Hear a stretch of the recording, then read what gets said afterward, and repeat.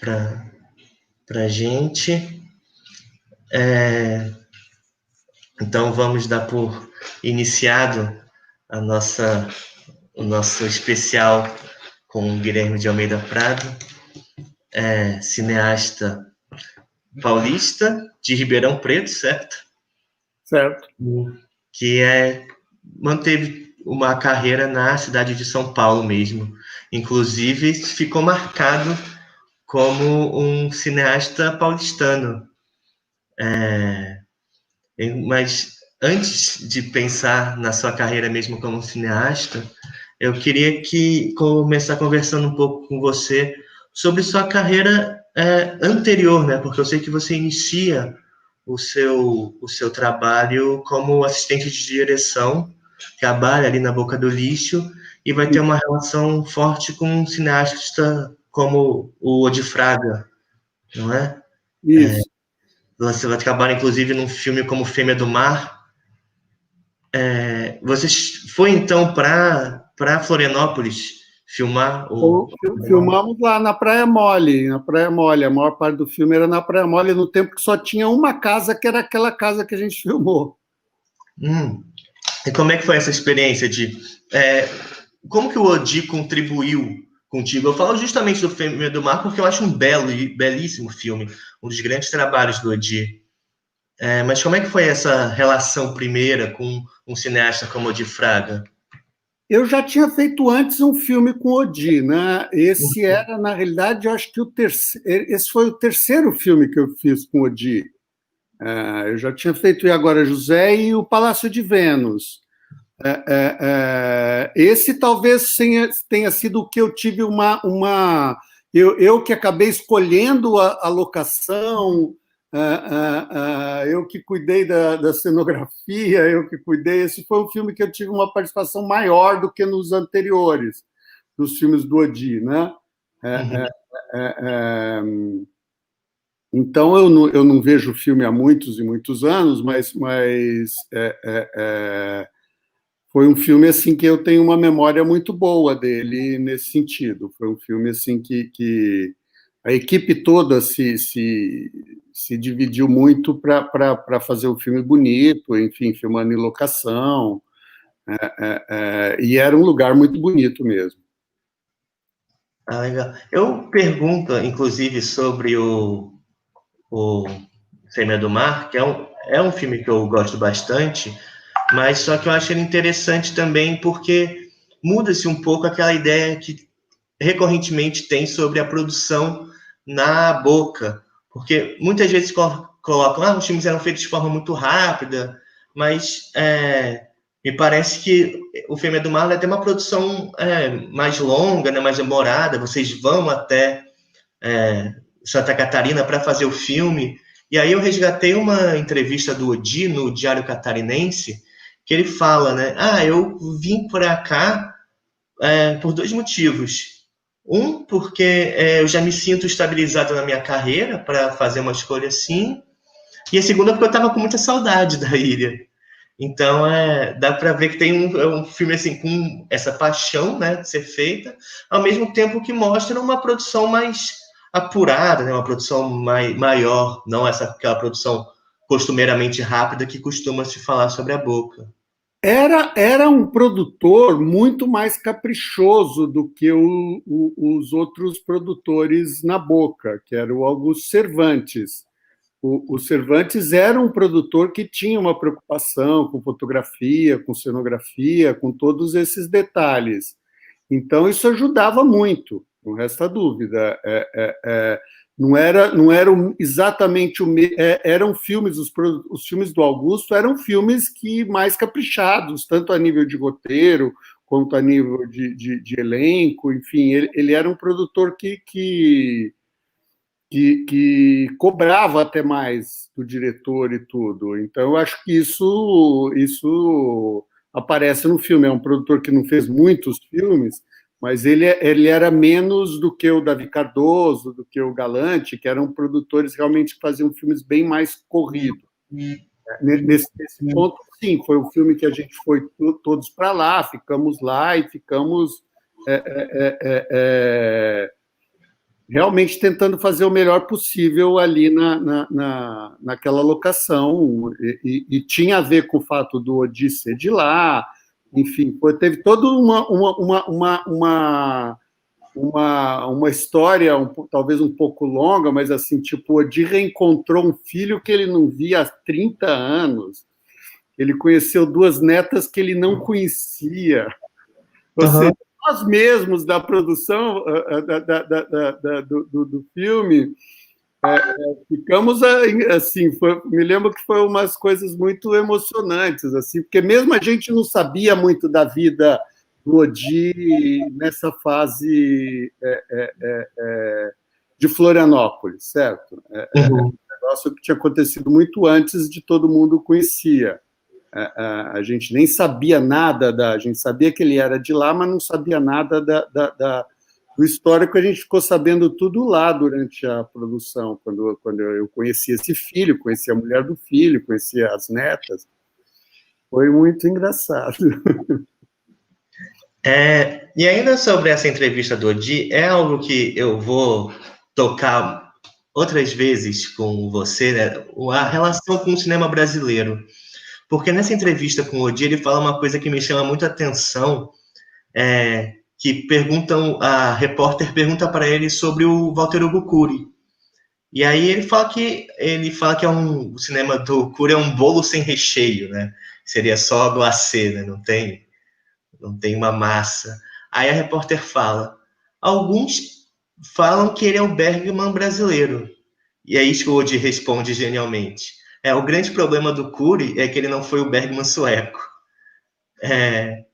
Não sei, tem uma distância, assim, Sei. Eu acho que o Odi era... Ou seja, eu não sei se o Odi acreditava muito nisso que ele tinha respondido, entendeu? Eu acho que era uma boa resposta, mas porque o Odi era bom de boas respostas. Mas eu não sei se ele acreditava tanto. Tanto que estou dizendo, a gente estava lá em Florianópolis, e o Odi sempre foi uma pessoa muito... anti os valores de família e tudo, e a equipe toda ficou achando muito engraçado ele se derretendo com as duas netinhas, entendeu? Então, eu não sei até que ponto, quer dizer, lógico que existia essa coisa, mas, assim, eu respeito muito o Cury também, eu acho que as pessoas criam esses rótulos que não tem absolutamente nada a ver com o Cury. O Cury fazia uns cinemas que eram do Cury, que era de cinema. Eu não acho que ele se pareça nada com o Bergman. Assim, na falta de outros. Outros você poderia comparar com Antonioni, poderia comparar com um monte de outros cineastas que faziam esse tipo de filme. E você vai encontrar até outros cineastas que tentavam fazer Cury, mesmo naquela época, entendeu? Existiam muitos cineastas que tentavam fazer Cury. Você poderia dizer até que Fêmea do Mar era um pouco teorema, certo? Se você fosse ler o roteiro, era um pouco teorema. Então, eu não quer dizer que o Odi estava fazendo Pasolini, compreende? Então, eu acho que isso tudo é sempre brincadeiras. Eu conheci bem o Odi era muito bom, realmente, nessas saídas. Eu não sei realmente até que ponto ele levava tão a sério isso. Entendi.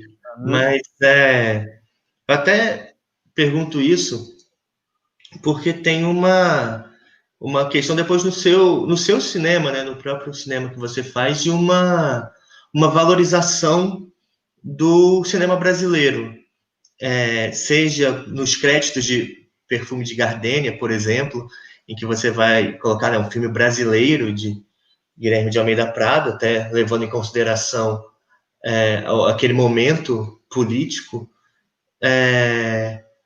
mas também no Onde Andará Dulce Veiga, o personagem do Oscar Magrini, o Alberto, fala do cineasta do cinema novo que não entendiam nada de cinema, assim. Por outro lado, no filme tem o cartaz do do Bandido da Luz Vermelha. Tem, tem. Uhum. Então, assim, me parece também que Bandeira quanto o Doutor do Moura Brasil.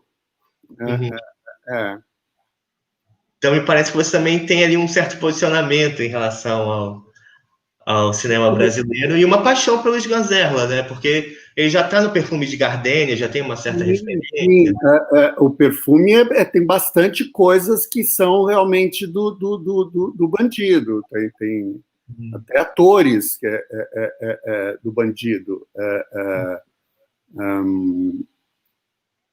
Eu gosto de cinema, seja brasileiro, seja de qualquer lugar. Eu gosto quando eu vejo cinema, entendeu? E eu não fico muito rotulando isso. Isso é mais brasileiro ou menos brasileiro. O Brasil é um país. Não sei, eu não conheço muitos outros países, mas é um país muito múltiplo nesse sentido. A gente é feito de gente de tudo quanto é parte, de ideias de tudo quanto é parte. Então, até identificar o que é uma coisa exclusivamente brasileira, você não vai encontrar isso, sabe? Talvez a rede que foi inventada pelos índios brasileiros. É uma invenção dos índios brasileiros, não existia. Então, talvez, e eu gosto muito de rede. Então, nesse sentido, eu gosto de algumas coisas brasileiras, mas eu não sei definir o que é totalmente brasileiro, o que não é brasileiro, entendeu? E nem me preocupo tanto com isso quando eu estou fazendo um filme, no sentido, assim, no caso específico do Perfume, era realmente um momento político complicado, no qual o cinema brasileiro vinha sendo vilipendiado, digamos assim, para usar uma palavra bem odifraga,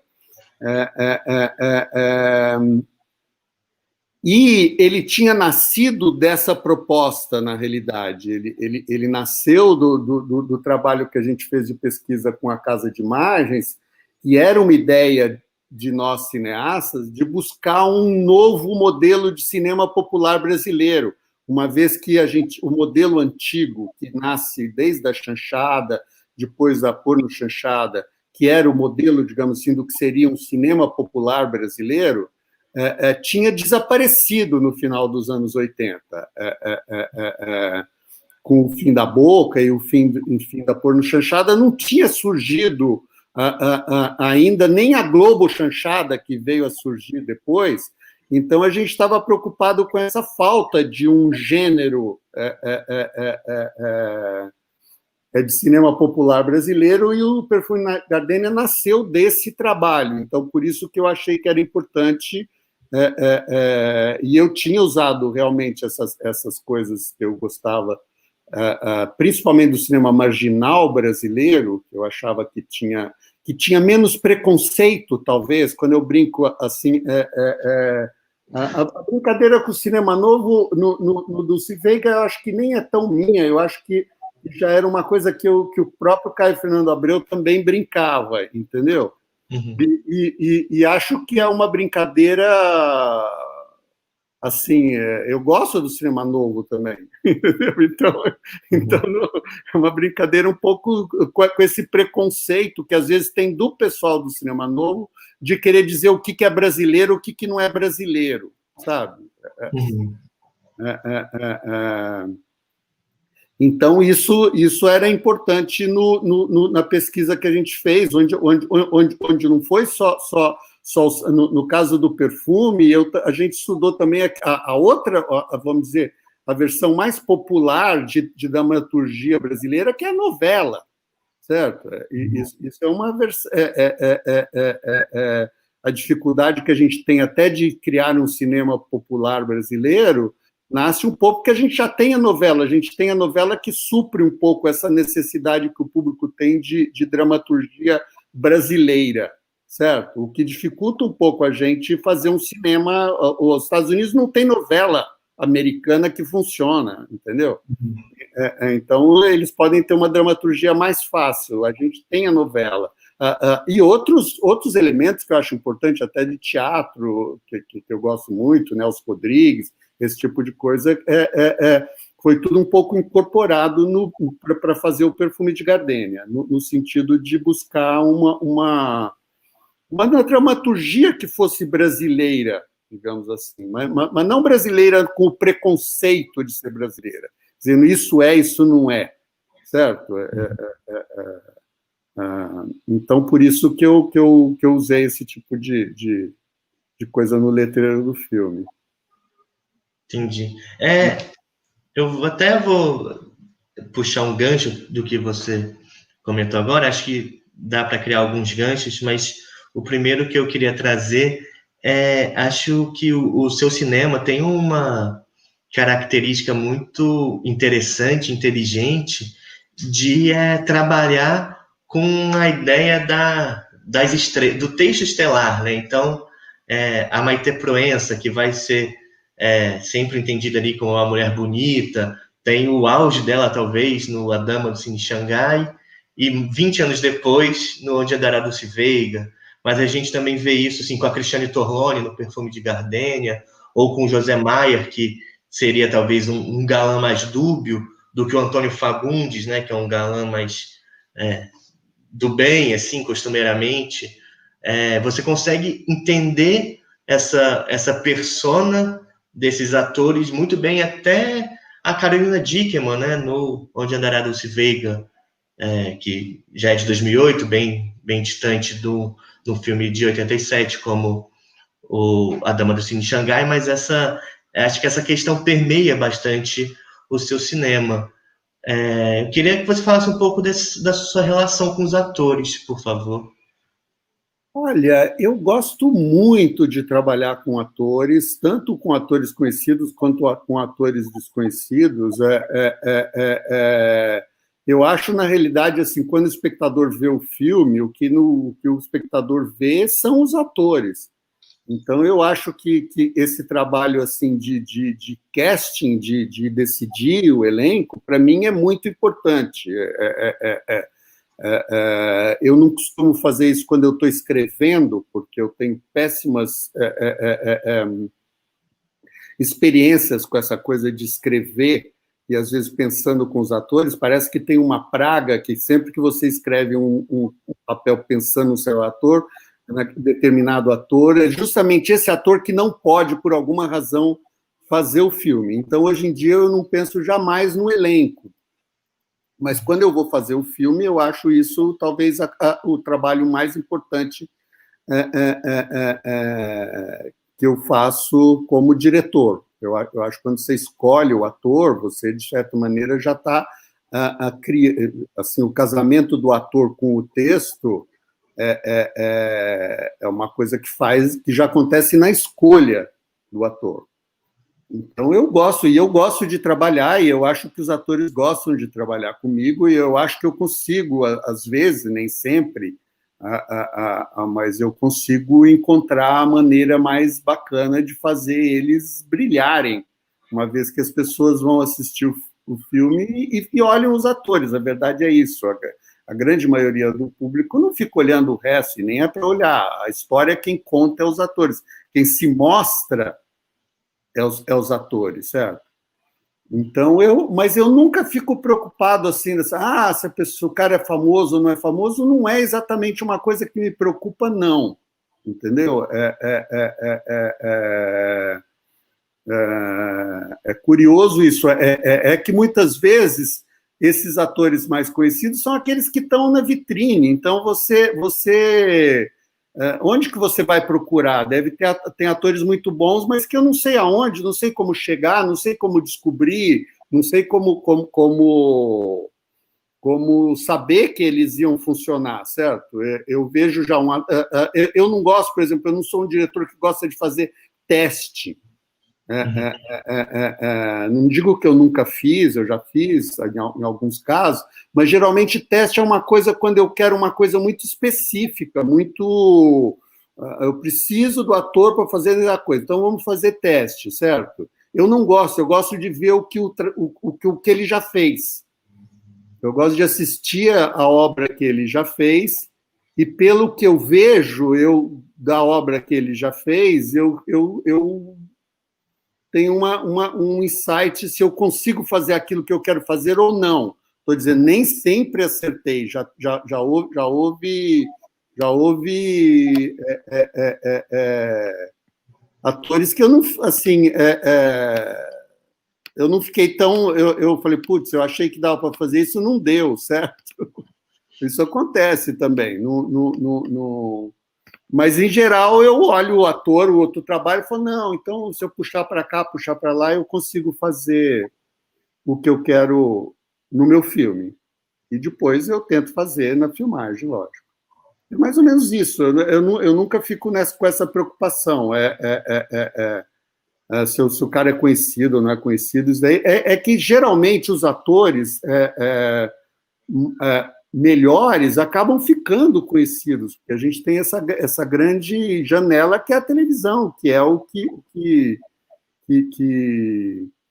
mais explora essa dramaturgia brasileira, entendeu? É lógico que eu assisto também alguns filmes brasileiros, mas geralmente também, eu não acho que eu seja o único diretor que só trabalha com atores conhecidos, e eu já fiz filmes com atores que não são tão conhecidos, digamos assim. Entende? Eu queria até te perguntar uma coisa sobre a sua relação, especialmente com a Julia Lemertz, porque eu acho que é um casamento incrível, assim, você com a Julia Lemertz. Em Glaura, ela está muito interessante, mas em A Hora Mágica eu acho que é uma explosão, assim, talvez o grande trabalho dela, que é uma grande atriz, né? Você a veste, assim, de vermelho, e tem uma relação muito, acho, uma sintonia muito grande, assim, né? Você... que me perdoem as outras atrizes, mas eu realmente não posso deixar de dizer que a Júlia é a atriz mais sensacional para se trabalhar que eu já trabalhei. Não quer dizer que eu não gosto de trabalhar com outras atrizes, tem várias atrizes que eu adorei, que gostaria de trabalhar, mas a Júlia realmente é uma atriz assim que eu digo, eu costumo dizer que ela tem só um defeito, que geralmente, quando ela está no set de filmagem, eu fico com a impressão que a equipe toda passa a trabalhar para ela e deixa de trabalhar para mim. É o único defeito da Júlia, porque a Júlia realmente é uma pessoa que é um prazer incrível trabalhar com ela, a forma como ela... enfim, o relacionamento com a Júlia realmente é maravilhoso. Eu gostaria de ter feito outros filmes com a Júlia, porque ela é uma atriz realmente que eu adorei. Todas as coisas que eu fiz com ela foi só prazer o tempo todo, entendeu? Então, talvez isso imprima, de alguma forma, no filme. Porque o cinema tem essa capacidade, às vezes, de imprimir coisas que estão além do próprio trabalho que a gente está fazendo, né? Então, talvez isso imprima com relação à Júlia, que realmente é uma atriz excepcional, assim, capaz de fazer tudo. Não resta dúvida. Eu, inclusive, eu também acho ela uma atriz sensacional e acho Hora Mágica talvez o auge dela, sim. Mas você lembra onde você a viu antes para pensar em trabalhar com ela? Tenho que pensar agora. Onde que foi que assim... Eu já tinha visto ela em filmes, ela em outros filmes. Eu realmente não estou lembrando agora. É engraçado, eu não estou lembrando exatamente quando eu a conheci. Eu sei que eu queria ela. Ela, na realidade, ela fez o Glaura porque eu já queria fazer A Hora Mágica com ela. Já era um projeto que já tinha, entendeu? Então, eu acabei chamando ela para o Glaura porque a gente fez antes, mas aí eu já tinha visto ela no teatro, eu já tinha visto ela no cinema, mas confesso para você que eu não estou lembrando exatamente assim quando que foi a primeira vez que eu vi a Júlia, mas com certeza deve ter sido num filme. Assim, eu me lembro de ter gostado dela muito num filme do Duran, que eu vi antes de conhecer ela, mas não me lembro agora. Eu acho que depois eu devo ter visto ela no teatro, alguma coisa assim, mas não me lembro agora como. Não estou lembrando como foi que eu a conheci pessoalmente, por exemplo. Eu teria que pensar. Mas já que eu falei, né, da hora mágica, de como você a veste ali de vermelho, eu queria te perguntar também sobre o seu interesse por esse uso da cor. Que eu acho que além, né, de atores e atrizes, as cores para você são muito importantes no seu cinema.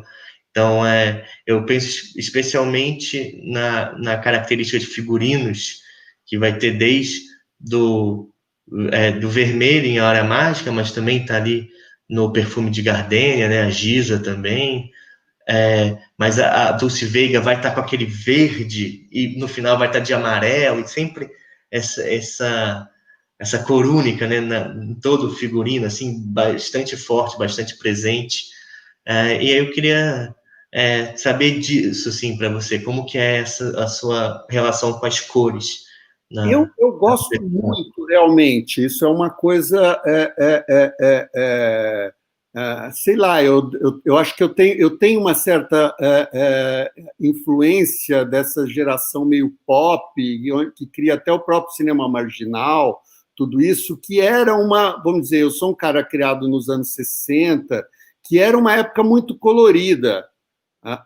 Assim, então eu tenho realmente essa ligação com cor nos meus filmes muito grande. Eu gosto das coisas com cor. Eu não gosto de nada bege. Eu não gosto de nada assim, entendeu? Eu tenho um problema eu gosto das coisas com cor. Há tanto que para você ter uma ideia, quando eu fiz A Dama do Cine Xangai, a Embrafilme, que era que produzia o filme, por motivos que eu desconheço, queria lançar o filme, na realidade, em preto e branco, e sempre falava nessa história do preto e branco. E eu me lembro que quando a gente foi filmar, e eu, naquele momento, eu não tinha muito controle, eu não podia chegar a dizer, não vai lançar, era uma situação meio confusa. E eu me lembro que, tanto com o pessoal da direção de arte, tudo no filme, eu falei, vamos fazer o filme bem colorido, para não funcionar em preto e branco. Entende?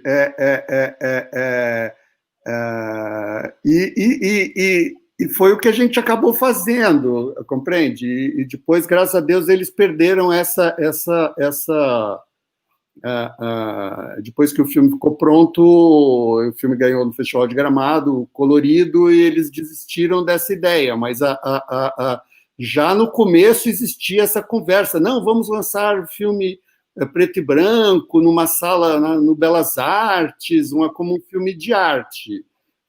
Depois, com o prêmio de Gramado, eles mudaram a estratégia, esqueceram o preto e branco e não lançaram o filme como um filme de arte, certo? Que acabou sendo muito bom para o filme. Mas antes eu me lembro disso, e eu me lembro, falar, não, mas então vamos fazer tudo bem colorido para dificultar um pouco essa coisa. E eu curto mesmo essa questão de cor, é uma coisa que eu gosto. Assim, eu acho que, para mim, assim, eu adoro filmes antigos em preto e branco, mas eu não consigo imaginar eu fazendo um filme totalmente em preto e branco. Eu não consigo ver isso, entendeu? Eu tinha até um projeto para fazer um filme que era sobre a Simone de Beauvoir, e me lembro que todo mundo fala, não, esse filme é bom para ser em preto e branco. E eu até concordava que ele ia funcionar bem em preto e branco, mas eu falei, não, eu topo se pudesse ser meio em preto e branco, ou seja, que tiver algumas coisas coloridas, compreende? Hoje em dia, já com o digital, a gente dá para fazer isso. Eu falei, eu concordo se for assim, ele tudo bem, ele é basicamente em preto e branco, mas ele tem alguns elementos que são totalmente coloridos, compreende? Porque você fazer o filme inteiro em preto e branco, eu não consigo imaginar. compreende? Um filme só em preto e branco eu acho um tédio. Eu gosto dos filmes antigos porque eles são de uma época que era em preto e branco, compreende? Existem alguns filmes recentemente em preto e branco que eu gosto, não vou dizer, mas eu não saberia fazer. Compreende? Uhum. Eu acho que alguns filmes funcionam até bem em preto e branco, até filmes recentes que eu vi em preto e branco, que eu achei bacana ser em preto e branco, e não acho que o colorido teria resolvido muito. Mas eu fazer um filme totalmente em preto e branco, eu acho que eu ia morrer de tédio. Até estava falando das cores, assim, eu tenho impressão, especialmente esse verde que eu comentei, Onde Andara Dulce Veiga, estaria ligado de alguma forma, não uma referência, mas uma relação que você tem com o cinema do Hitchcock, talvez pensar Um Corpo que Cai, e o vermelho eu penso nos pássaros. O Hitchcock é uma influência para você? Eu acho que sim. Embora, assim, é engraçado. Eu gosto muito de alguns filmes do Hitchcock, eu não consigo gostar de todos. Uhum.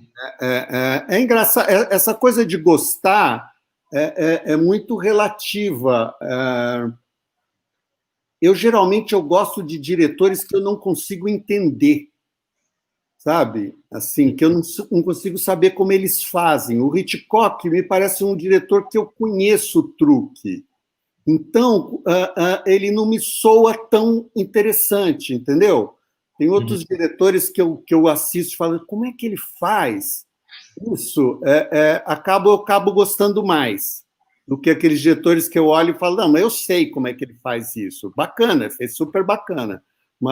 Mas assim, então eu gosto de assistir todos os filmes do Hitchcock. Recentemente assisti com a minha filha alguns filmes do Hitchcock para ela conhecer os que eu achava mais bacana. Mas é um diretor que eu não sou tão apaixonado assim. Eu acho que tem defeitos. Eu assisto, assim, por exemplo, o Vértigo tem a cena que ela lê a carta que eu cortaria sem dó. Entendeu? Até, os filmes dele tem umas coisas que eu mudaria sem dó, assim, sabe? Assim, por isso é ruim. Agora, tem outros diretores que eu não consigo achar nada ruim. Eu falo, gente, como é que o cara faz isso? Entendeu? Mas certamente, assim, é difícil eu dizer, assim, todos os diretores me influenciam. Todos os diretores que eu gosto, inclusive alguns que eu não gosto. Sabe? Então é difícil eu dizer. Varia do tempo também. Às vezes eu estou gostando muito de um diretor, depois falo um tempo, putz, assisto de novo, falo, gente, não sei o que eu vi nesse cara. Isso acontece, entendeu? Mas assim, e alguns filmes eu sinto que tem alguma influência de Hitchcock, até porque, como eu falei, ele tem uma linguagem que eu entendo. Então eu consigo falar. Agora tem outros diretores que têm uma linguagem que eu não entendo, então eu não consigo falar. Mas, para além do Hitchcock, assim, eu penso muito no seu cinema como um cinema que tem ali uma paixão por um gênero, como o noir. O noir, você gosta de ver esses filmes? Foi importante para sua produção cinematográfica? Eu acho que sim, embora o gênero, assim, eu gosto de faroeste, eu gosto de musical, mas faroeste não dá para fazer no Brasil. Musical é muito caro, certo? Você precisa de dinheiro. E o filme noir é um gênero mais barato, porque se a coisa é ruim, você deixa no escuro. Entendeu? Talvez o único outro gênero tão barato quanto o noir é o filme de terror, certo? Eu não fiz nenhum filme de terror, mas eu acho que é os dois únicos gêneros que você pode ser bom deixando as coisas no escuro. Outros gêneros precisam de luz. Então, complica um pouco mais a nível de produção, entendeu? Aí você precisa ter uma produção, e no Brasil a gente não tem uma produção para fazer um musical corretamente, ou mesmo um faroeste, digamos assim, que não precisa ser faroeste, mas, por exemplo, a gente tem histórias que poderiam ser mais faroésticas para filmar no Brasil, mas são caras, porque você tem que ir para locações, você tem que ter deslocamentos gigantescos, você tem um monte de coisa, e onde você vai arrumar dinheiro para fazer isso? Compreende? Então, por isso, mas não posso dizer que o meu gênero predileto é o filme noir, não, embora tenha vários filmes noir que eu acho muito bons, entendeu? Mas eu estou dizendo, quando eu quero assistir filme por prazer, eu gosto de assistir faroeste musical. Meu gênero agora, na pandemia, eu devo ter assistido uns 50 faroestes. Revi vários faroestes, assim, que eu gostava, entendeu? E alguns musicais também. Musical já tem menos musicais ótimos, mas faroeste tem muitos, certo? Inclusive os italianos e tudo. Então, não posso dizer que assim, eu gosto do Hitchcock, estou dizendo, passei uma meia dúzia ou mais para minha filha, agora assistimos todos, nos divertimos tremendamente, e tem alguns que são realmente sensacionais, não resta dúvida, mas tem outros que eu vejo problemas, que eu falo, gente, eu mesmo revi Psicose e já não achei tão bom, sabe? Uhum. Achei já, ele começa muito bem, mas depois ele degringola para sabe? Tem coisas ótimas no filme, mas não achei o filme mais tão bom. Vértigo tem esse problema dessa carta que é ridícula, que ele explica, entendeu? Os Pássaros têm uns probleminhas também, mas tem alguns filmes dele que são espetaculares. Lá do Strangers on a Train, o lado do Tio Charlie, como é que ele chama? Shadow of a Dove, é maravilhoso. Notorious, é maravilhoso. Uhum, mas nem todos, assim. Ele tem alguns filmes que eu acho ruim. Eu vi agora na pandemia, o último filme que ele fez com a Ingrid Bergman, não é à toa que ela brigou com ele. O filme é ruim de arder. Os mais fracos dele, né? Esse eu acho os mais fracos dele também. Nossa, onde ele estava, entendeu? Mas você falou agora dessa relação da produção e aí, enfim, o envolvimento de dinheiro. E eu queria sair só um pouquinho do assunto de cinema, mas eu gosto muito de história em quadrinhos também. E você faz Sansara, né? História em quadrinhos pela Editora Globo, Isso. que alguns vão classificar como a primeira graphic novel brasileira, uma coisa assim, mas queria que você comentasse um pouco sobre esse processo de produção de uma história em quadrinhos, que é uma ficção científica, né? Pois é, o Sansara nasceu do seguinte coisa, na realidade o Hector Gomes Aliz, o desenhista do Sansara, fez o storyboard da Dama do Sim Xangai. E ele queria adaptar a Dama do Sim Xangai para a história em quadrinhos, mas só que ele queria que eu reescrevesse o roteiro, porque a Dama do Sim Xangai é um filme com muito diálogo. Na realidade, o filme, se você prestar atenção, acontece muito pouca coisa durante o filme. Quase tudo é contado, justamente porque é um filme barato. O Fagundes sempre chega, o crime já aconteceu, tudo no passado.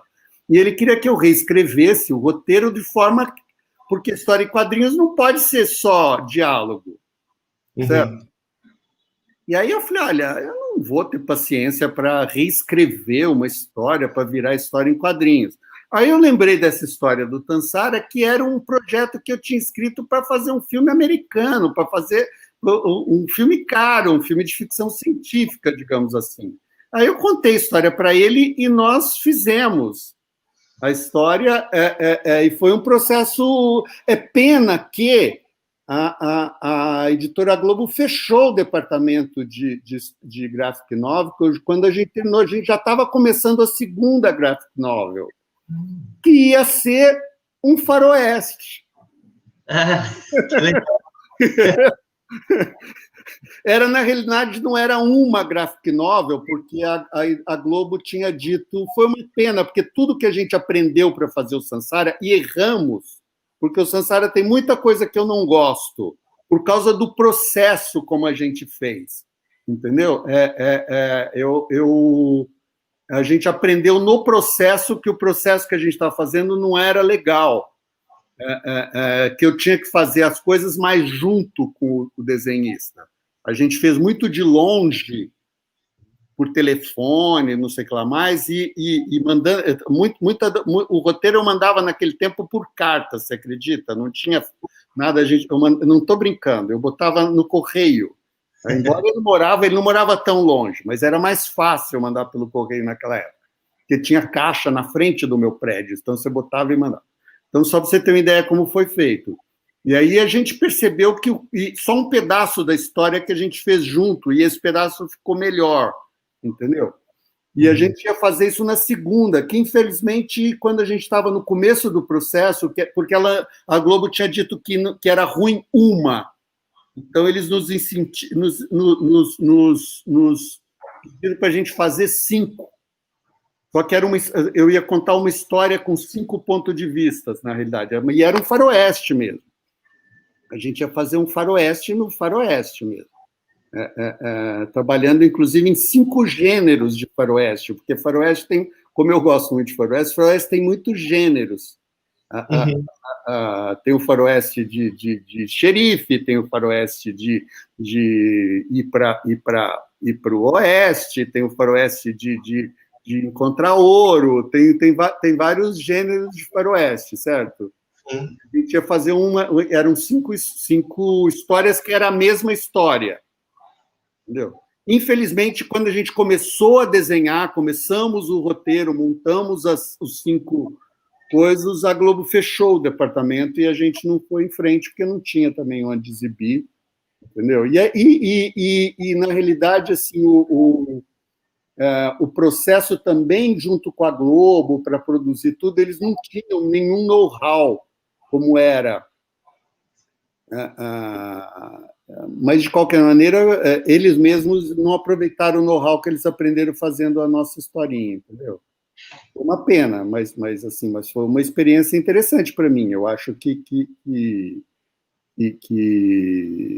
foi legal, porque, ao contrário, vamos dizer, a história em quadrinhos, ela é uma coisa interessante no sentido assim, precisa acontecer uma coisa em cada página. Eu acho que, inclusive, eu usei um pouco isso quando eu escrevi o roteiro do Perfume de Gardênia. Eu acho que eu usei um pouco do que eu tinha aprendido fazendo a história em quadrinhos, entendeu? Enfim, por outras razões, mas cada projeto que você vai fazendo, você vai aprendendo alguma coisa nova e que você usa no seguinte, né? E como foi esse processo de fazer esse roteiro e, ao mesmo tempo, tenho a impressão que você, ao menos, estava escrevendo o roteiro de Perfume de Gardênia, eu já tinha terminado, porque tem uma referência ao Perfume de Gardênia no Sansara, né? Os 2 personagens, eles entram na sala de cinema e está sendo exibido Perfume de Gardênia. Isso, Foi meio... eu não sei te dizer a cronologia exata, mas porque, lógico, a história em quadrinhos demorou um bom tempo, não foi uma coisa que a gente sentou e desenhou, entendeu? Até porque a gente não tinha ainda a editora, a gente fez sem a editora. A gente desenhou a história toda sem contactar a Globo. A Globo entrou só depois. Tanto que, estou dizendo, esse trecho que nós fizemos juntos na história em quadrinhos, por isso que aí foi quando a gente aprendeu como funcionava trabalhar juntos aconteceu justamente por causa da Globo. A Globo, nós tínhamos desenhado a história em quadrinhos, estava pronto, só que quando a gente chegou na Globo, a Globo disse que por questões empresariais lá de gráfica, a história tinha que ter, eu acho que 54 páginas ou 64 páginas, eu não me lembro, tinha um número de páginas fixo. E a nossa tinha menos páginas. E aí eles disseram que a gente tinha que escrever mais, a gente tinha que desenhar outras páginas. E só que eu já tinha feito uma história redonda, não dava para acrescentar nem no começo nem no fim. Então a gente encontrou um pedaço no meio que tinha que ter um X número de páginas, entendeu? E aí, para não acontecer o que tinha acontecido nos outros projetos, que às vezes eu escrevia coisas que eu achava que ia durar 3 páginas, e quando eu vi, ele tinha desenhado em uma. E não cabia o diálogo, porque não tinha balão para colocar os diálogos. Entendeu? Sim. Porque ele nunca pensava no contar a história, ele pensava no desenhar. Então, isso é que criava. E outras coisas, de repente, ele colocava um balão que não tinha nenhum diálogo. Entendeu? Então, o Hector fez um monte de coisa assim que depois eu tinha que ficar eternamente me reescrevendo, porque quando eu vi o que ele tinha desenhado, não batia muito com o coisa. Mas quando a gente foi desenhar essas 8 páginas, ou 10 páginas mesmo que a gente teve que desenhar mais, como ela tinha que começar numa página e terminar na outra, e ela precisava estender por esse número de páginas, a gente fez junto, porque eu falei, não adianta eu escrever 8 páginas, e quando eu ver, ele desenhou 4, aí eu vou ter que escrever outras 4, certo? Sim. Então, eu falei, não, então a gente tem que ir dividindo para chegar nessas páginas. E aí a gente junto foi dividindo nesse pedaço para essa página, esse pedaço para aquela página, a gente foi dividindo nas páginas. Me lembro que até isso acontece, e porque ele tinha que sair de um ponto e chegar no outro, para a história continuar, era quase que um capítulo dentro da história, entendeu? Eu me lembro, inclusive, é justamente onde tem uma página que a gente fez uma explosão que toma 2 páginas, que é justamente porque a gente foi distribuindo e aí faltava 2, ou então vamos fazer essa cena aqui nessa página. Mas esse trabalho foi muito bacana de nós dois juntos, mas a gente não chegou a fazer isso na segunda, que aí na segunda a gente ia fazer toda ela assim, porque ela tinha que ter as páginas e a história tinha que ter começo, meio e fim, entendeu? E era uma história que todas elas chegavam no mesmo ponto. Na realidade, era porque o Wild Bill Hickok ele morreu com 5 cartas na mão. Então, eu contava 5 histórias que terminava com ele jogando carta, e cada uma das histórias era uma das 5 cartas. Entendeu? Então, precisava começar e chegar lá no ponto. Então, tinha que ficar eu do lado dele, senão ele chegava no ponto no meio, e aí estragava. Enfim, foi uma experiência que, infelizmente, a gente não levou para frente. Entendeu? Fizemos uma pesquisa gigantesca de desenhos, de fotografia. Eu ainda tenho quilos de livro a respeito disso para fazer essa história. Entendeu? E infelizmente, não foi para frente.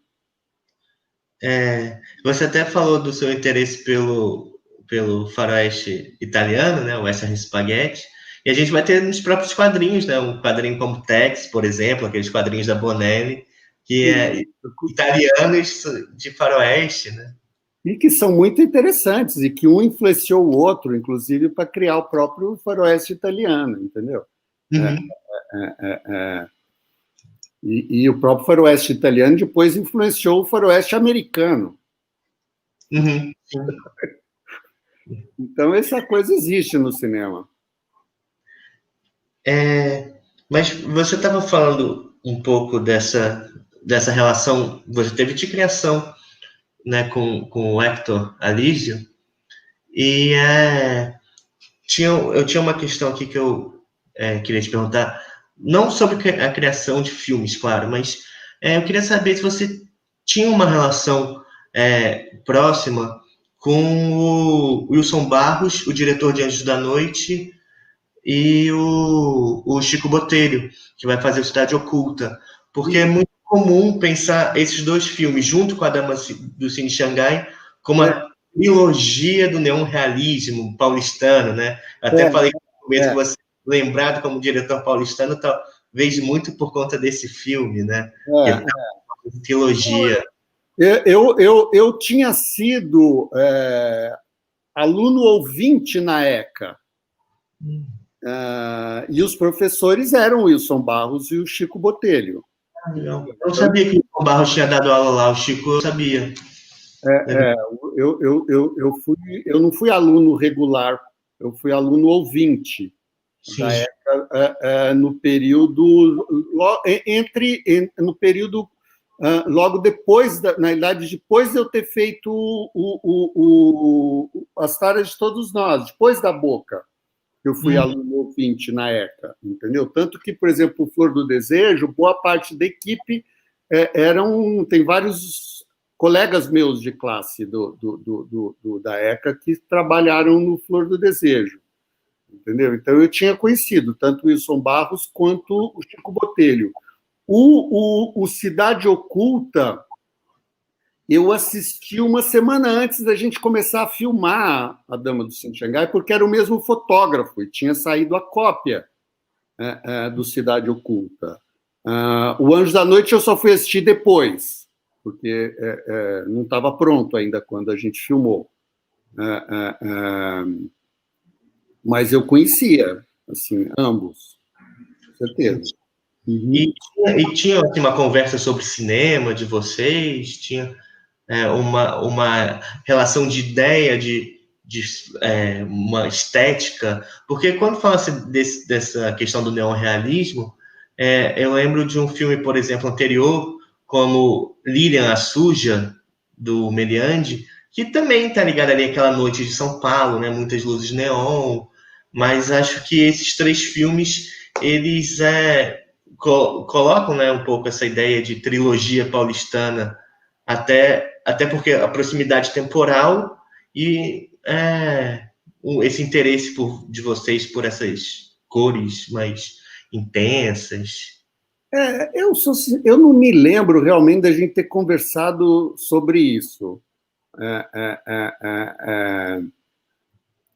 Eu acho que nasceu principalmente numa coisa da época que a gente está vivendo, quer dizer, você já vai encontrar neon no Flor do Desejo, que foi fotografado pelo Toninho Meliandi, entendeu?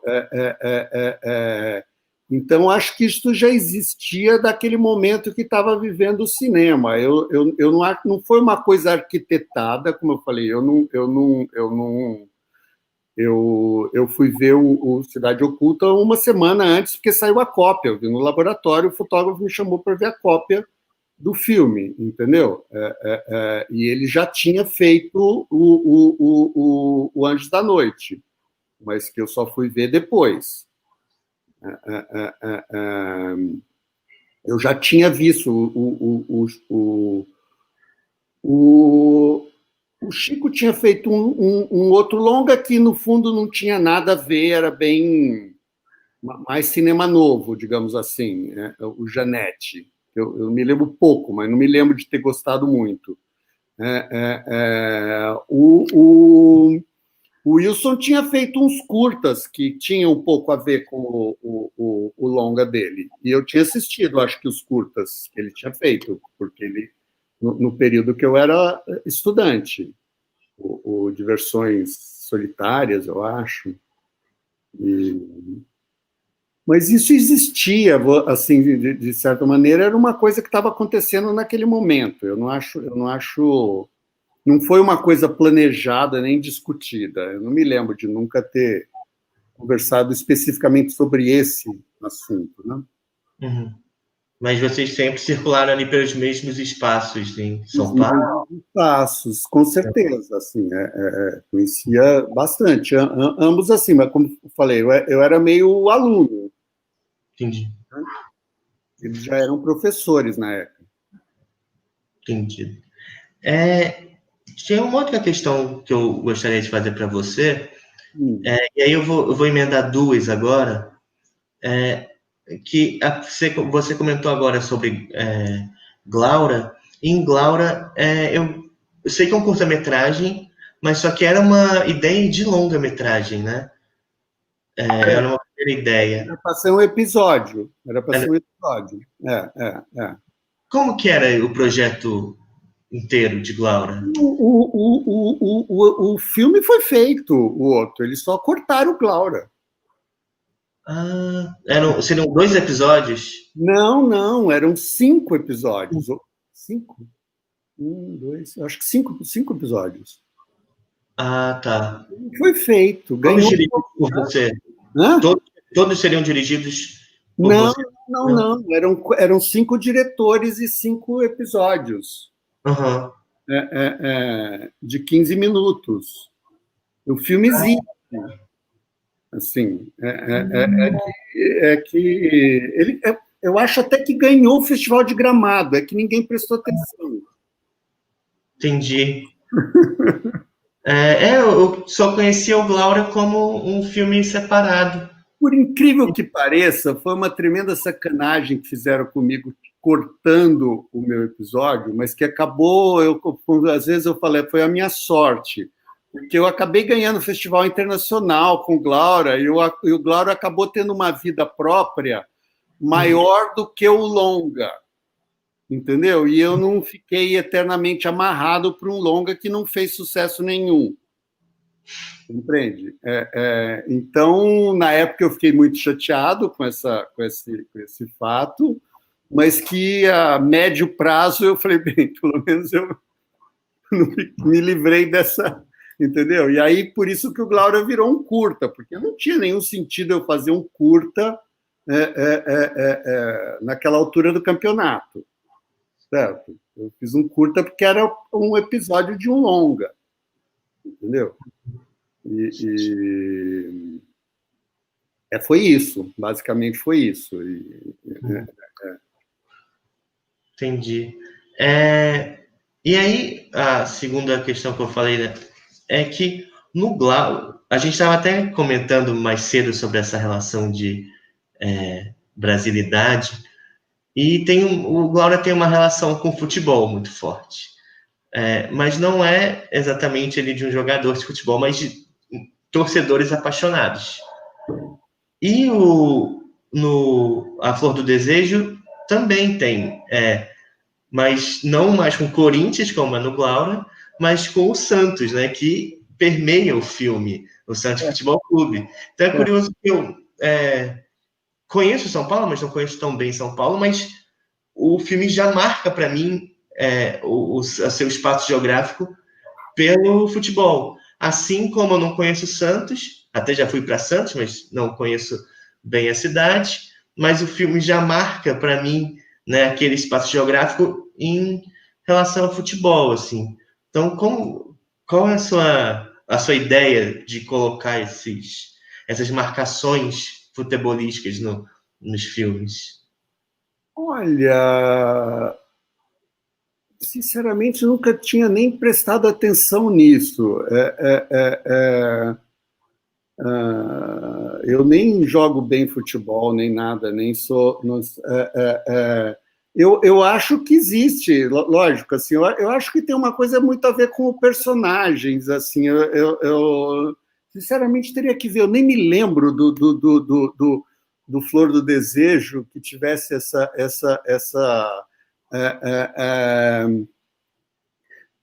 no caso do Glaura, a brincadeira toda, que na realidade era o projeto do longa-metragem, era discutir a questão da felicidade, certo?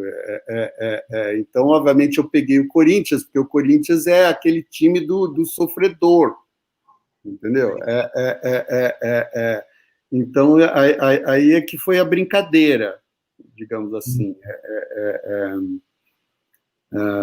Mas eu acho que foi muito mais visto como uma brincadeira, como uma coisa do personagem, entendeu? Do que realmente algo que eu queria dizer, sei lá o quê. E estou dizendo, no Flor Desejo nem me lembro. É lógico que eu filmei em Santos, então, evidentemente, em Santos, a questão do Santos Futebol Clube é muito importante, lógico. Entendeu? Era o time do Pelé e tudo mais. Então você pode imaginar. Mas confesso que eu nem me lembro isso no filme. Faz muitos anos que eu não vejo. Na verdade, no A Flor do Desejo, tá muito ligado ao espaço, realmente. Então, no bar tem uma flâmula do Santos, tem alguns personagens em conjunto, alguém tá com a camisa do Santos. Eu lembro que tem até um momento que a personagem da Imara Reis, ela sai do banho enrolada na toalha e é uma toalha do Santos. Então, o Santos está permeando, assim, né, o filme todo. Isso me chama... Porque, na realidade, por incrível que pareça, o filme se passa em Santos, mas a maior parte do filme eu filmei em São Paulo. Também por questões financeiras, porque era mais barato filmar em São Paulo, certo? Então, os exteriores, obviamente, foram todos filmados em Santos, mas os interiores foram todos filmados em São Paulo. Por questões de produção.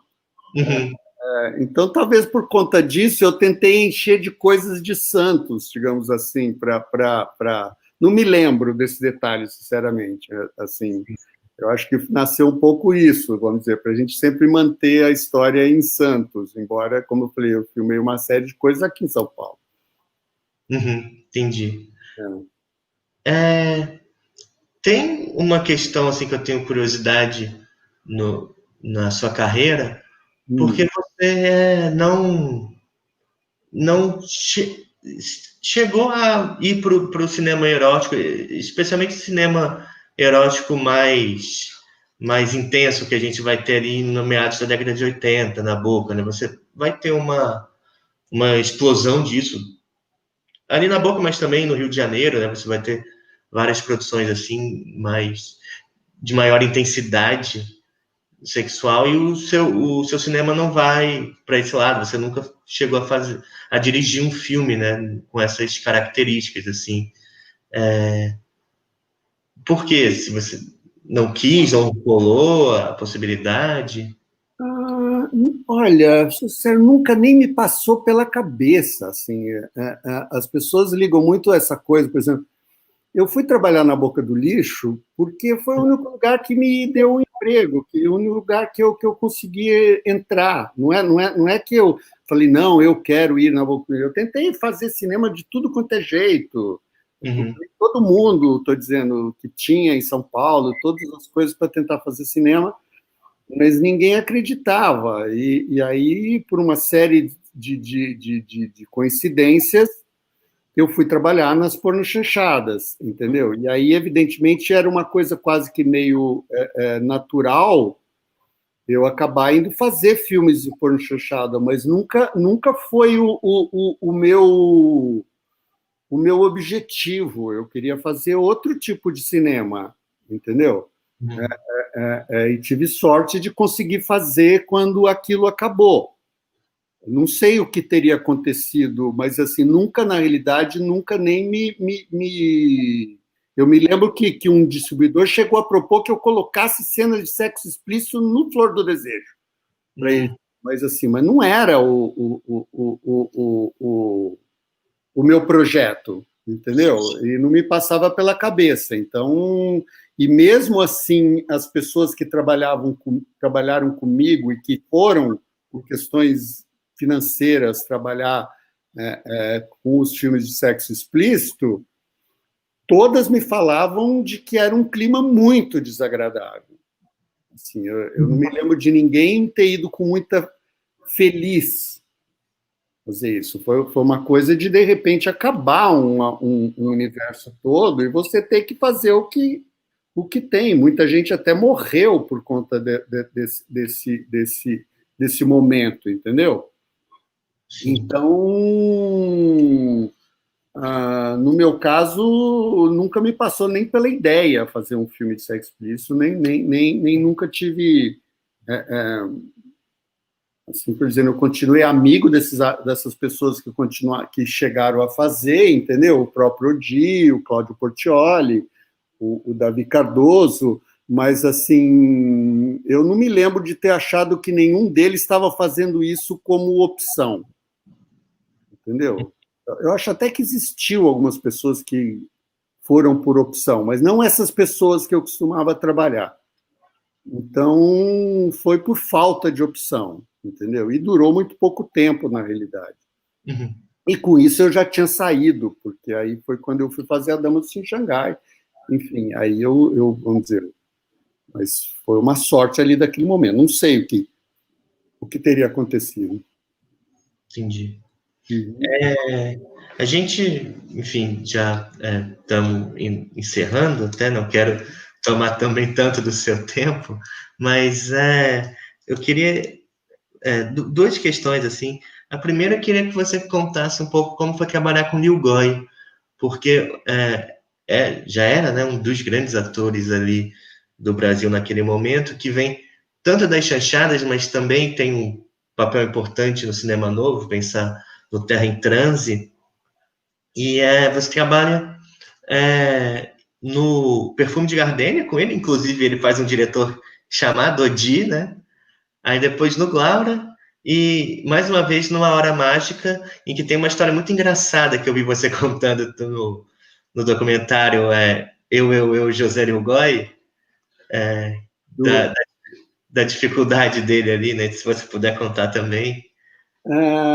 O Lil Goy, só para você ter uma ideia, assim, existem 3 pessoas que morreram que eu ainda sinto uma profunda saudade. Uhum. A minha avó, o meu pai e o Lil Goy. Assim, eu realmente sinto muita saudade. Lógico que ele estaria hoje em dia com mais de 100 anos, eu acho que ele faria 100 anos, então a possibilidade de ele estar vivo era pequena, mas o Lil Goy foi um super amigo, realmente uma pessoa extraordinária, entendeu? Que eu conheci, na realidade, pessoalmente, no set de filmagem da Dama do Xangai, Uhum. já vestido com a roupa, inclusive. Eu já tinha, evidentemente, falado com ele longamente no telefone, discutido o personagem, tudo isso, mas por telefone, entendeu? O Lil Goy, eu teria, assim, eu ficaria aqui horas para contar todas as histórias que eu tenho do Lil Goy, porque são, realmente, é gigantesco, mas, assim, o Lil Goy era um cara que adorava cinema e entendia cinema, entendeu? Quando eu chamei ele para fazer a Dança em Xangai, foi um grito da produção toda, dizendo, você está maluco, o Lil Goy é o ator mais chato do mundo, ele é insuportável, não sei o que lá mais, e eu me lembro que eu falei, não, mas eu quero o Lil Goy no filme. Eram 2 dias só de filmagem, eu falei, eu aguento o ator mais chato do mundo 2 dias, porque eu quero ele, entendeu? E como eu falei, eu fui conhecer ele pessoalmente no set, já com a roupa, já tinha passado no camarim, né? Eu estava lá filmando, ele chegou no set de filmagem, a gente começou a filmar, era uma cena complicada, com muita gente, e foi muito engraçado, porque eu comecei a filmar com o Lil Goy, mas já a luz começou a cair, e eu só tinha filmado o Lil Goy de costas. Uhum. E eu falei, nossa, esse velho vai ficar chato de eu deixar ele aqui o dia inteiro, e eu só filmei ele de costas, só filmei a orelha dele na prática. Na coisa, né? Aí eu cheguei para o Lil Goy, ajoelhei do lado dele, que ele estava lá sentado, e falei, Lil Goy, eu estou filmando esses planos porque amanhã eu me livro da figuração e eu posso filmar o outro ângulo, que não tem a figuração atrás de você, ou tem pouca gente atrás de você, mais tranquilo. E o Liu Guai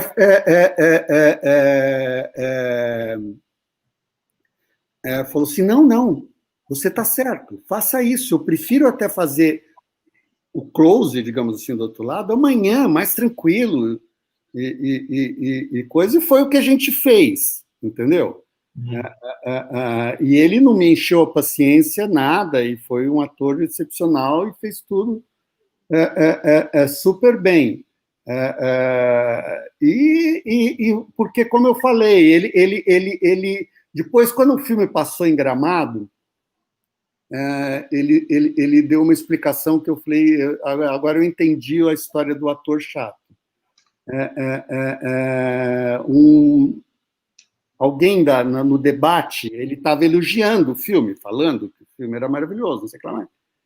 E alguém que conhecia ele lá no debate virou para ele, uma jornalista virou para ele e falou assim, agora eu estou estranhando que você só está falando bem, em geral você só fala mal. O que aconteceu? E ele respondeu, eu falei, é exatamente isso. Ele falou, mocinha, você está lá no set de filmagem, olha para o diretor, percebe que ele já percebeu, que você percebeu que ele não sabe o que está fazendo, cria uma situação desagradável. O Liu Guai é isso, entendeu? Ou seja, quando ele percebe que as coisas estão sendo feitas e que vai ficar legal, ele não era chato, entendeu? Ele ficava meio humorado, mas ele tinha senso de mau humor, entendeu? Então, estou dizendo, é uma pessoa que eu sinto uma saudade infinita, assim, de todos os trabalhos que a gente fez junto, de toda a amizade que a gente teve no meio nesse tempo todo. Ele era uma pessoa que adorava fazer cinema, estou dizendo. Quando ele foi fazer A Hora Mágica, eu mandei o roteiro para ele e falei, olha, Liu Guai, não me lembro se ele faz 3 papéis, eu acho. Eu falo, olha, tem 3 papéis que você pode fazer. E aí ele mandei o roteiro, ele leu o roteiro, ligou para mim e falou assim, não, eu quero fazer os 3. E até encaixava no estilo de cinema que eu faço. Eu falei, tá bom, então vai fazer os 3. Mas quando eu estava fazendo o storyboard, eu percebi que tinha a cena que ele dançava o tango. Eu falei, gente, isso não vai dar certo. E aí eu liguei para o Liu Guai e falei, olha, Liu Guai, a gente está vendo aqui, não sei o que lá mais, eu estou fazendo storyboard, e eu percebi que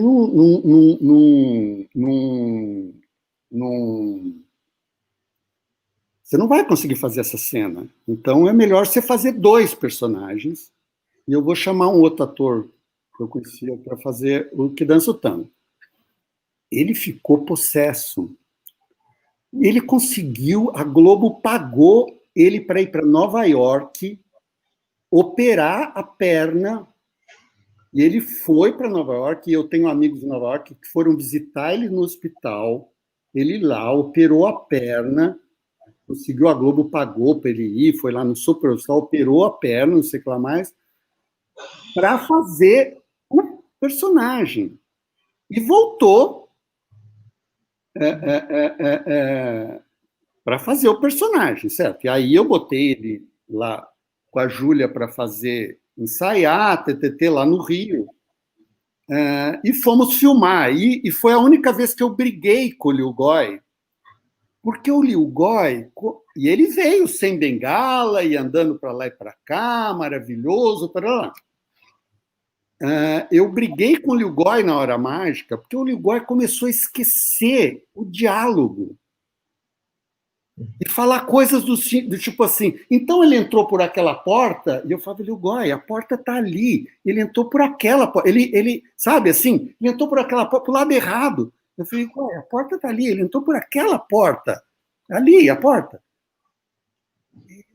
Enfim, e a gente acabou tendo umas brigas, porque eu falei, o que está acontecendo com o Liu Guai? Resolveu ficar chato agora, que ele está com 3 papéis? E aí a gente filmou a cena do tango, tudo bem planejado, tudo coreografado, tudo, sei lá. E, curiosamente, depois que a gente rodou a cena do tango, reapareceu a bengala. E aí eu vou descobrir que o Lilgoy estava tomando morfina para fingir que estava bom. Aí você vê o nível da loucura e o nível que ele gostava de cinema, porque ele sabia que se eu descobrisse que ele estava sentindo dor, eu ia cortar o papel. E ele estava tomando morfina e por isso que ele estava esquecendo. Entendeu? Só que eu não sabia. Eu falei, agora deu ficou maluco, entendeu? Compreende? Ele estava tomando morfina. O dia que rodou a cena, voltou a bengala porque a tal da operação não tinha dado certo. Entendeu? Não tinha funcionado. Ele continuou andando, e tanto que ele continuou com a bengala. Só que só depois de acontecer isso que eu falei, o que aconteceu? Agora voltou a bengala? Aí vai conversando, não, ele está tomando morfina para não sentir dor e vinha andando lépito e coisa nas cenas. Isso era o Lilgoy, entendeu?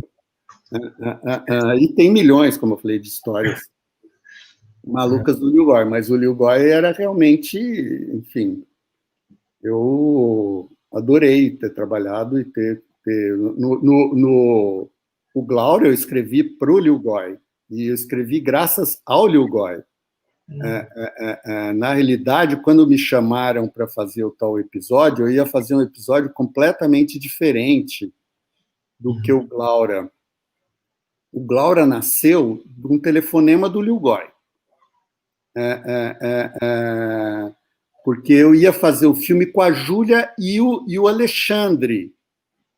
Era, na realidade, um filme meio erótico, assim, não era pornográfico, evidentemente, mas era um filme que se passava todo numa cama, os atores pelados. Eu ia fazer com a Júlia e o coisa, mas era um filme super complicado de técnica, ia ter um monte era uma coisa complicada. E eu tinha lido os roteiros dos outros episódios e percebido que todos os outros episódios eram muito naturalistas. Eram histórias naturalistas. Então, a minha história, meio um pouco parecida com o começo do. Eu usei algumas ideias desse episódio no começo do Dulce Veiga, a cena da Júlia, no começo do Dulce Veiga, eu escrevi em cima desse episódio.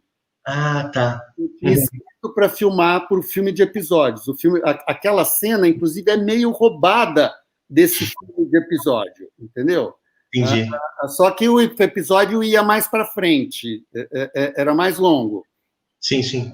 E aí o Lilgoy me ligou, eu falei que eu ia fazer o curta, não sei o que lá mais, e ele falou, que papel que eu vou fazer? Eu falei, Lilgoy, não tem um papel, é só a Júlia e o Alexandre na cama, e tem uma briga, uma discussão, não sei o que lá mais. E, por acaso, eu tinha visto a peça, que a Júlia fez a peça em cima do filme do Jabor. E, quando eu assisti a peça, eu achei que era muito parecido com o meu roteiro. Não o filme, mas a peça com a Júlia. Entendi. Gente, a peça é muito parecida com o que eu vou filmar. E eu vou filmar com a Júlia e o Alexandre. Seria de Eu Sei Que Vou Te Amar, a peça? Eu Vou Te Amar, exatamente. Eu falei, gente, eu vou filmar, vai ficar parecido com a peça do Jabor, com a Júlia e o Alexandre. E o Lilgoy tinha me ligado falando que papel que eu vou fazer. E não estou brincando, eu escrevi o Glaura numa noite. Eu fui nadar, eu nadava, naquele tempo eu morava num condomínio que tinha piscina, e eu nadava. Eu nadando, me veio a ideia do Glaura, eu voltei, sentei na máquina e escrevi no roteiro, para filmar com o Lilgoy e a Júlia porque a Júlia e o Alexandre já estavam no filme, certo? Então eu escrevi e o Lilgoy. E peguei a ideia, o Lilgoy tinha fama de estar mal-humorado, certo? Então eu falei, eu vou fazer um personagem que é o inverso. Eu vou fazer um personagem, o Lilgoy, extremamente bem-humorado. O Claro nasceu disso. Eu falei, eu vou criar um personagem que é extremamente bem-humorado. Sim.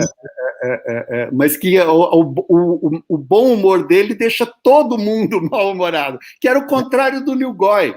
O Lilgoy era um ator extremamente mal-humorado, mas que você dava risada do lado dele. Sim. Você não ficava mal-humorado por causa do Lilgoy, você ficava bem-humorado. No Glaura, inclusive, quem tá mal-humorado ali é a própria Julia Lemert, né? Exatamente, eu brinquei com isso, entendeu? Eu fiz o Lilgoy, eu inverti os papéis, ou seja, o Lilgoy virou... E era no tempo que a gente filmava em película, e como eu filmei num fim de semana, eu só fui ver todo o material na semana seguinte no laboratório. E era muito engraçado, porque todos os planos do filme começava com o Lilgoy assim, e eu falava, ação ele! Todos, a gente começou a ter acesso de riso assistindo o Copião, eu e o Carlão Rachembar, quando a gente foi assistir com o Carlão, a gente começou a ter assistido, porque todos os planos eram assim, ação! Que obviamente que ele ficou mal-humorado durante a filmagem, lógico. Como sempre, entendeu? Enfim, era o Lilgoy. Então, até na sua carreira, tem A Dama do Cine de Xangai, né, que eu não citei, o Perfume de Gardenia, o Glaura e o Hora Mágica, né? São 4 filmes com o Lilgoy. Porque depois ele morreu. Sim. Senão, provavelmente, ele teria feito um papel no Onde Andará Dulce Veiga. Não sei qual, mas... Até acho legal no Onde Andará Dulce Veiga que você olha para trás na sua carreira, né? Então traz muitos atores. Eu estou, inclusive, trabalhando para fazer um roteiro que nasceu de um roteiro que eu escrevi para o Lilgoy. Na época, no início, assim, antes de Onde Andará Dulce Veiga, como o Lilgoy nunca foi protagonista de nenhum filme, assim, de longa-metragem, ele sempre foi coadjuvante, ele nunca foi protagonista. Ele tinha me pedido para escrever um roteiro que ele fosse protagonista, e eu cheguei a escrever na época, mas a gente nunca arrumou dinheiro para fazer. E eu estou usando algumas coisas que eu desenvolvi para aquele roteiro, para trabalhar em cima disso, entendeu? Que era um roteiro em cima do Kafka. Assim, o Lilgoy gostava muito, então eu ia fazer um roteiro em cima da coisa do Kafka para fazer com o Lilgoy. E escrevi esse roteiro. E agora reli, inclusive, para aproveitar algumas ideias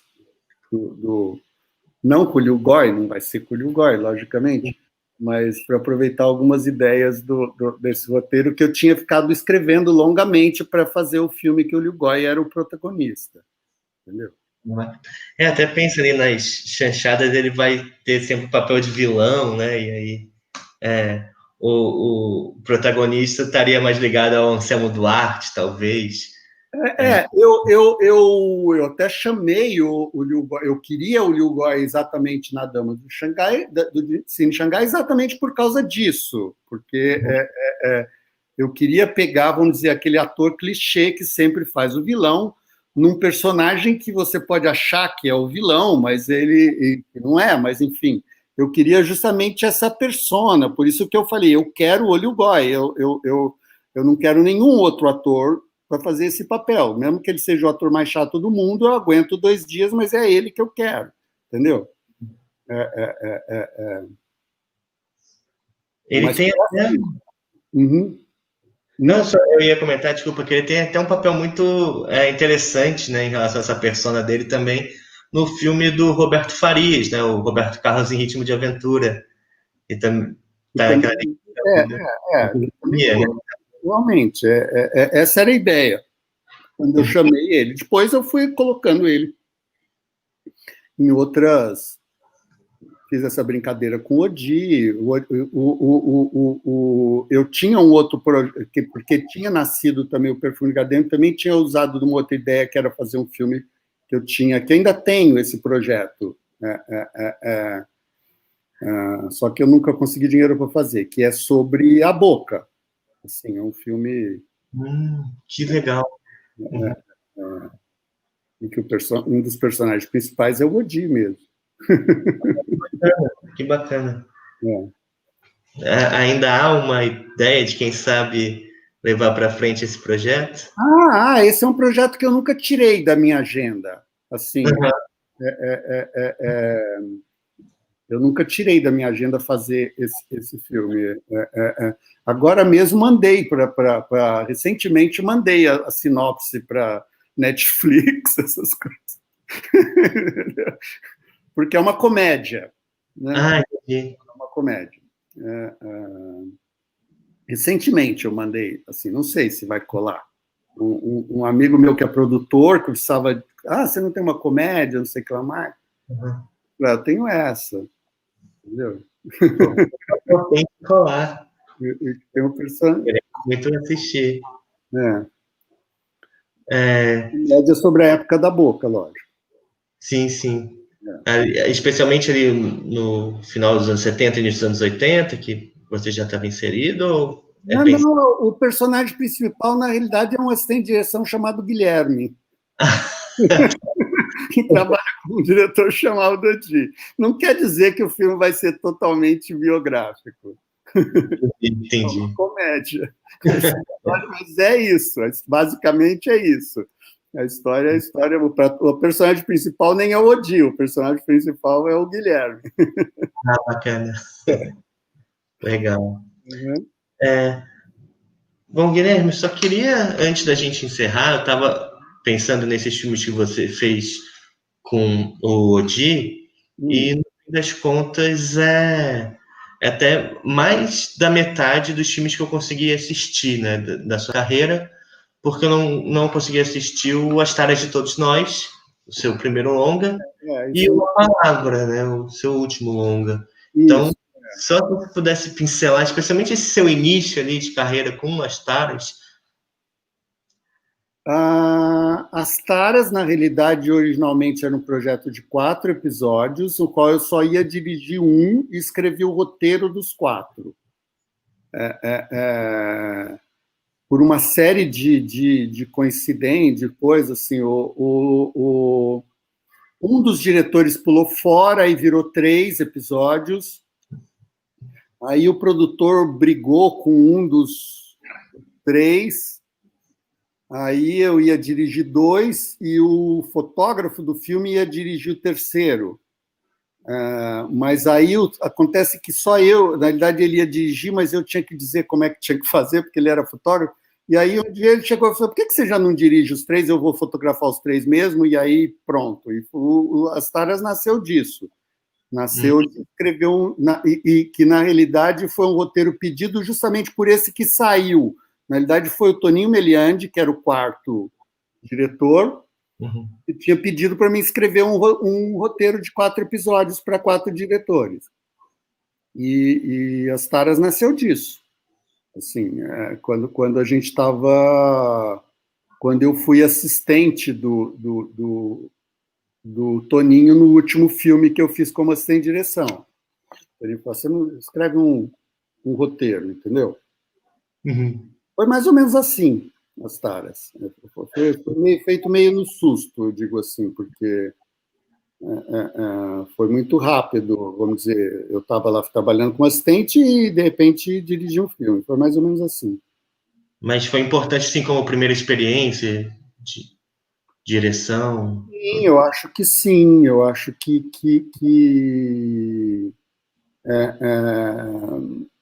assim, faz muito tempo que eu não vejo filme, mas se for ver, muita coisa que eu fiz depois já está lá, assim, de alguma forma.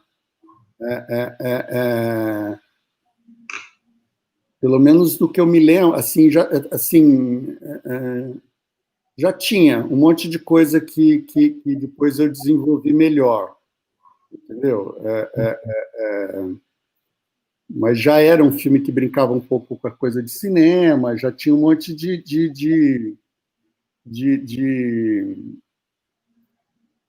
Enfim, não é um filme que eu praticar assim. Ele tem um dos episódios que eu acho bom. Os outros três, eu sou sincero, ele quase foi lançado em vídeo,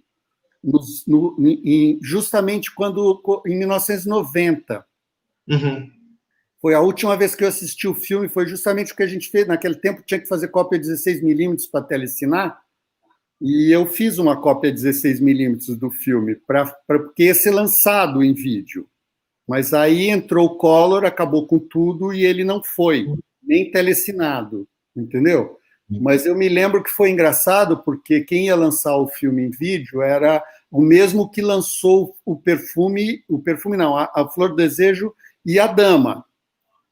Eles queriam relançar o Flor do Desejo e a Dama junto, numa caixa com as taras de todos nós. E isso eu tinha encontrado com ele lá no Festival de Gramado, depois de tomar muita vinho, não sei o que lá mais, e o cara falou, não, vamos fazer isso, vamos lançar, porque o filme estava totalmente esquecido, certo? Uhum. Aí eu combinei com o cara, tudo bem, então vamos lançar, e mandei fazer a cópia 16mm. Só que foi engraçado, porque aí quando eu fui assistir o filme no laboratório, eu achei muito ruim o filme. E eu comecei a assistir, eu falei, gente, por que eu fui? O filme já estava lá guardado, esquecido, por que fui tirar esse filme do baú, por causa depois de ter bebido muito vinho lá em Gramado? Enfim, não precisava. Mas aí, quando eu assisti o terceiro episódio, eu gostei do terceiro episódio. É o mais mal feito, tecnicamente, porque foi filmado muito nas coxas, mas ele é bom. Aí, quando eu assisti o terceiro episódio, eu falei, não, eu vou dizer que é só por causa do terceiro episódio. Mas os dois primeiros eram muito ruins. Assim, mas já tinham algumas coisas que eu curtia, entendeu? Mesmo sendo ruins. Mas eu me lembro que quando eu assisti, eu fui ficando deprimido. Foi a última vez que eu assisti o filme, foi essa cópia 16mm. Mas o último episódio não era ruim. Assim, ele, como eu falei, ele era mal feito, né, por causa de questões de produção.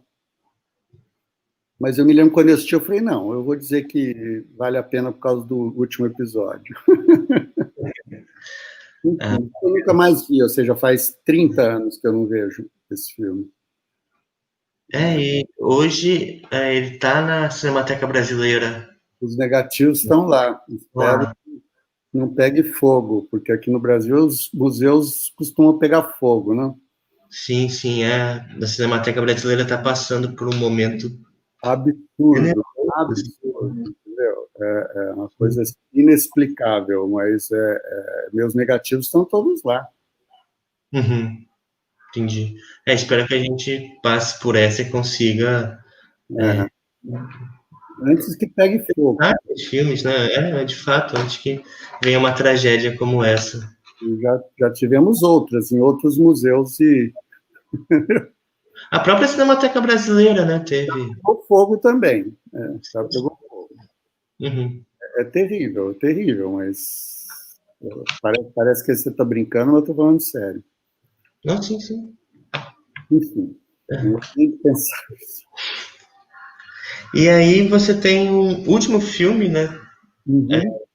Posterior ao Onde Andará Dulce Veiga, ao A Palavra, que eu também não consegui assistir. Esse, estou dizendo, esse ele não foi exibido, e eu tenho uma cópia em Blu-ray dele. Esse é uma história muito longa e triste, assim, na realidade, eu comecei, depois do Dulce Veiga, eu vi que eu não ia conseguir financiamento para fazer filme nenhum, ou seja, a própria Ancine tinha ido para uma linha de cinema aqui onde eu não conseguia me encaixar, e aí me convidaram para fazer esse filme evangélico no Nordeste, e, enfim, eu fui fazer, assim, imaginando que ia ser um filme comercial que ia dar muito dinheiro. Só que o filme, na prática, nunca foi lançado. Assim, ficou pronto tudo, mas a produtora, muito confusa, criou milhões de problemas e acabou perdendo todos os servidores, entendeu? Sim. E o filme ficou aí meio no limbo. Assim, hoje em dia ela até passou os direitos para mim. Então, ela me devia, mas não sei, também aí o cinema brasileiro acabou de novo. Ela me passou pouco antes do Covid, entende? Que já não estava nada bom, entendeu? Já não estava nada bom. Então é isso. Então eu tenho uma cópia, assim, quem sabe um dia seja exibido, mas é um filme, como eu falei, é um filme evangélico, é um filme feito para plateias evangélicas, né? Sobre a Bíblia. Então não é exatamente... Eu não tenho vergonha do filme, mas também não estou louco para ficar mostrando para ninguém. Entendi. Bom, Guilherme, acho que é isso, assim. Queria te agradecer muito, muito por dispor essa conversa com a gente, assim, esse início do especial do seu trabalho que vai ser publicado no Cineplayers. Queria agradecer também ao Fábio Veloso, que, né, criou essa ponte entre a gente. Fábio Veloso, da Cinemateca do Man, do Rio de Janeiro. Muito obrigado. Eu que agradeço ele, é um super amigo, gosto muito dele, ele gosta demais de cinema igual eu adoro as pessoas que adoram cinema. Sim, o Fábio é impressionante, é uma máquina, né, de lembrar dos filmes, assim, lembra de todos. Foi muito bacana essa conversa, me desculpa o nervosismo. Não, imagina, nem... Mas eu gosto bastante também do seu cinema, dos seus filmes. Acho Perfume de Gardenia, assim, ponto alto, de fato, no nosso cinema, assim como Diamante de Xangai. A Hora Mágica também eu acho incrível, Onde Andará Dulce Veiga, Glaura, A Flor do Desejo, todos que eu consegui assistir. E essa conversa aqui foi bastante especial. Te agradeço novamente bastante a disponibilidade. Obrigado, imagina. Que falar de cinema eu adoro, assim. Entendi, que bom. Mas que tenhamos outros encontros, né, em tempos pós-Covid. Nossa Senhora. Se a gente soubesse que isso ia demorar tanto tempo, a gente, né? Quando começou, eu achei que era uma coisa de 15 dias. Pois é, né? A gente pensa, no máximo um mês. Mas a gente recebeu uma mensagem no YouTube da Juliana, que falou que não conseguiu assistir, mas vai ficar disponível. O pessoal assiste online? Eu achei que você estava gravando para depois. Também, assim, o pessoal assiste, mas aí vai ficar disponível também, aí o pessoal pode assistir depois, como a Juliana falou aqui, que assistirá depois. Então, Guilherme, muito obrigado novamente. Eu que agradeço. E, bom, nos vemos. E não esquecer que o especial sobre a sua carreira, sobre a carreira do Guilherme de Almeida Prado, inicia no dia 1º de dezembro, no site Cineplayers. Tá bom? Muito obrigado e até logo. Eu que agradeço. Abração. Um abraço. Como é que sai daqui?